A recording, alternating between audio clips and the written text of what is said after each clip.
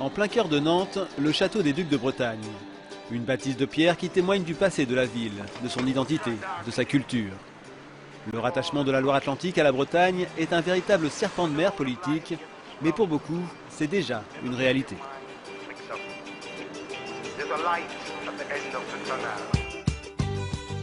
À Nantes, on a toujours dansé la gavotte. Cercle celtique, festounose, la tradition bretonne s'invite un peu partout dans les villes et villages de Loire-Atlantique. Les Trianes, ou ici le groupe Daonet, font vivre une musique bretonne très dynamique dans le département. La langue bretonne est également bien vivante. D'ailleurs, on trouve plus d'écoles d'Iwan en Loire-Atlantique qu'en Ille-et-Vilaine. Mais cette question de réunification bretonne ne se limite pas à la culture. Dans le monde très sérieux de la justice, la Bretagne à 5 départements n'a jamais cessé d'exister. Et les hommes de loi veulent aller plus loin.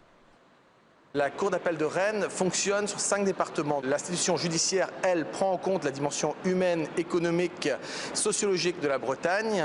Donc nous avons voulu rappeler que pour nous, au quotidien, c'était une réalité et qu'il conviendrait que la France administrative prenne enfin en compte cette réalité qu'est la Bretagne à 5 départements. Les médias ne sont pas en reste. Sur papier glacé, le magazine breton dresse le portrait des gens qui font la Bretagne, de Brest à Vitré, de Saint-Malo à Clisson. Son patron tape sur les élus en place. Il y a un déni de démocratie totale, c'est-à-dire qu'on n'écoute même pas ce que pensent les gens. Ce sont les gens qui sont élus, donc qui normalement devraient bien évidemment entendre ce qui se passe. Et non, voilà, personne ne veut entendre parce que voilà, il faut préserver sans doute des avantages, des petites vies politiques qui sont toutes tracées, toutes faites, et ça bouleverserait beaucoup trop les petits arrangements entre amis. Même son de cloche sur le terrain. Guénaël Rio est installé à Bas, à côté de Guérande ou Wenran, le Pays Blanc. Ce paludier a toujours considéré la presqu'île guérandaise comme partie intégrante de la Bretagne.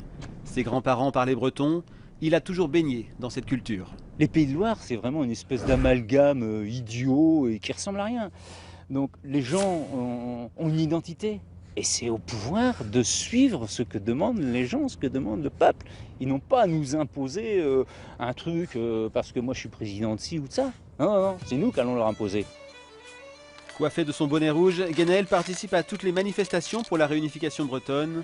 Son combat, il le mène aussi sur le plan économique. Sa société Tradicel adhère à Produits en Bretagne. Produits en Bretagne, une association et un label qui regroupe plus de 100 000 salariés et 330 entreprises sur les 5 départements bretons. Mais on n'y parle pas que de galettes au beurre, de cidre ou de sel. Voici José Martinez, PDG d'une petite société d'interprétariat traduction. Il est catalan, travaille à Nantes, dans un secteur qui n'est en rien lié à la Bretagne. Mais pour lui, Produits en Bretagne a une bonne image, il veut en profiter. De quelle région aurait-on besoin demain pour se développer d'un point de vue économique, pour créer des emplois, parce que le rôle d'un chef d'entreprise, c'est avant tout ça, d'accord, le développement économique de la région dans laquelle il se trouve, et quel serait le meilleur moyen d'arriver à faire en sorte que ce soit pour nous, non pas un frein, mais un accélérateur. Tout le microcosme économique breton semble d'accord. Une Bretagne réunie aurait beaucoup plus de poids dans le concert des régions européennes. Le Morbihanais Christian Guillemot, cofondateur d'Ubisoft, 18 000 emplois dans le monde, sait qu'à l'étranger, la marque Bretagne se vend bien. On vit dans un monde globalisé, mais néanmoins, il faut être de quelque part et il faut pouvoir le communiquer. La Bretagne est connue dans le monde entier et la marque Bretagne est une très belle marque, mais la Bretagne est amputée de la Loire-Atlantique, qui fait que nous n'avons pas les budgets que serait une région à 5 départements, avec à peu près, je crois, 40% de plus de PIB, et donc les budgets qui vont avec pour développer l'économie de demain. Réunie, la Bretagne pointerait à la 28e place des régions européennes, avec un PIB de 115 milliards d'euros. Un chiffre presque comparable à l'Écosse ou même au Portugal. Si l'on regarde le PIB par habitant, elle devancerait même la Catalogne, avec 25 500 euros par tête. Aujourd'hui, on a l'impression que seuls les élus en place ne veulent pas franchir le pas d'une réunification. Nathalie Appéré, François Cuyandre et Johanna Roland, respectivement maires de Rennes, Brest et Nantes, s'y opposent. Marie-Lise Lebranchu et Jean-Yves Le Drian y étaient ouvertement favorables, mais botte en touche depuis qu'ils sont au gouvernement. Pour Didier Lecor, il y a plus grave. Le maire de Nantes et surtout le président du Conseil régional des Pays de la Loire a tout fait pour essayer de débretoniser la Loire-Atlantique, notamment Nantes.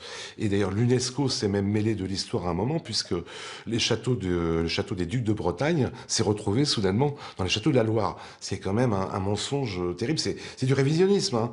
Je pense que Jacques Oxiette fait du révisionnisme avec l'histoire de Bretagne. En attendant, les manifestations pour une Bretagne réunie se multiplient. Ces partisans ne veulent pas laisser passer l'aubaine de la réforme territoriale. Selon eux, toute autre solution qu'un retour à la région historique serait ni plus ni moins qu'un déni de démocratie.